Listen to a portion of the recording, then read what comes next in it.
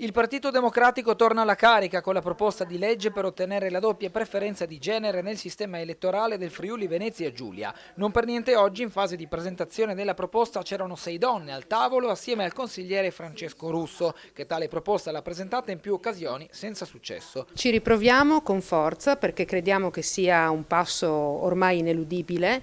Le donne all'interno delle istituzioni sono davvero poche, le consigliere in questa regione, all'interno di questo Consiglio regionale, sono 9 su 48 componenti l'Assemblea legislativa, quindi assolutamente troppo poco per essere rappresentanti della metà della popolazione, che appunto è donna.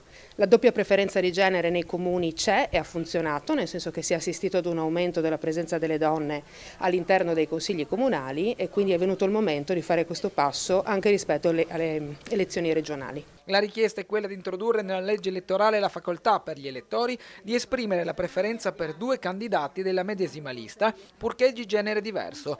In Italia sono 3 le regioni che non hanno adottato questo sistema, una di queste è proprio il Friuli Venezia Giulia.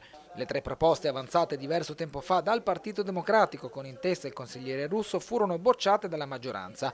Nemmeno la lettera inoltrata al presidente Fedriga il 14 novembre 2022 e sottoscritta da 27 associazioni ha portato all'approvazione della proposta. Nonostante ciò, i Dem rilanciano e lo fanno ritenendo sia una questione che dovrebbe mettere tutti d'accordo. Trattative noi le facciamo a rialzo e non a ribasso, se è necessario, però su questa materia non dovrebbe esserci parte politica o tirarsi per la giacchetta, dovrebbe esserci un comune buonsenso nel riconoscere che la doppia preferenza di genere allarga la possibilità di partecipazione e l'ingresso anche delle donne nelle istituzioni, quindi bisogna solo farlo.